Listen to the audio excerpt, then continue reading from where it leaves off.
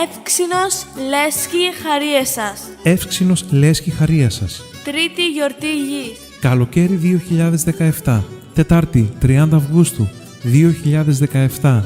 8.30 το βράδυ. Δημοτικό Σχολείο Χαρίεσας. Ένα ταξίδι από τον Πόντο στη Μακεδονία θα παρουσιάσει η τρίτη γιορτή γης που διοργανώνει η Εύξηνος Λέσχη Χαρίεσας. Ένα ταξίδι από τον Πόντο στη Μακεδονία θα μας παρουσιάσει για τρίτη συνεχή χρονιά στα πλαίσια της γιορτής γης την Τετάρτη 30 Αυγούστου στις 8.30 το βράδυ η Εύξηνος Λέσχη Χαρίεσας. Η εκδήλωση θα πραγματοποιηθεί στον αύριο χώρο του Δημοτικού Σχολείου Χαρίεσας του Δήμου Νάουσας.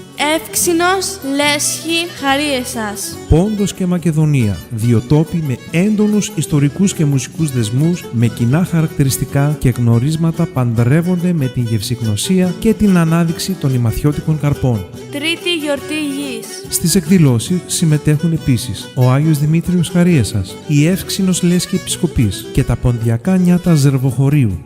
Σας προσκαλούμε όλους σε μια όμορφη καλοκαιρινή βραδιά με τη συμμετοχή εξαίρετων καλλιτεχνών, όπως ο Ματθαίος Τσαγουρίδης, έλα πουλί μας μακρά, πουλί μας μακρά, ο Αλέξης Παρχαρίδης,